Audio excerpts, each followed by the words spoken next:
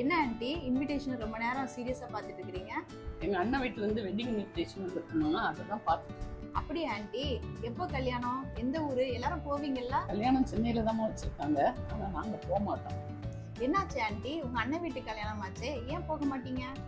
ஏன்னா எங்க அண்ணன் எனக்கு செய்தது நினைக்கும் பொழுது அது எனக்கு மறக்கவும் முடியாது, மன்னிக்கவும் முடியாது. அவங்க வீட்டு விசேஷத்துக்கு நானும் போக மாட்டேன், எங்க வீட்டு விசேஷங்களுக்கு அவங்களும் வர தேவை. நீங்க வரணும்னு நினைச்சதுனால தானே ஆண்டி அவங்க இன்விடேஷன் கொடுத்துருக்காங்க. ஆமாமா, என்ன மதிக்காதவங்க வீட்டுக்கு நான் எப்படி போக முடியும்? ஏன்னா மரியாதை தலைவாசல் மிதியாதுன்னு சொல்லியிருக்கு இல்லையா, அதனால நான் போக முடியாது. சரிதான் ஆண்டி, மன்னிக்கிறது ஈஸி கிடையாது.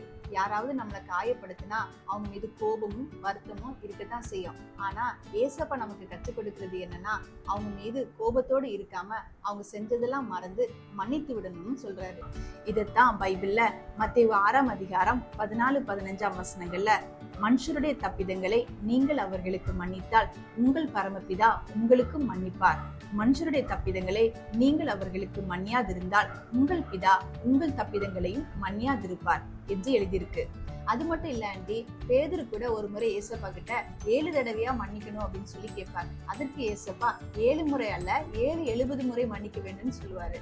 அதனால ஒருத்தவங்க நமக்கு விரோதமா என்னதான் தப்பு பண்ணியிருந்தாலும் நம்ம அவங்கள பூரணமா மன்னிக்க கற்றுக்கொள்வோம். சகோதர சிநேகமும் தேவ அன்பும் எப்போதும் நமக்குள்ள நிலைத்திருக்கணும். அதுதான் ஏசப்பா விரும்புகிறார். காதுலவன் கேட்க கடவன்.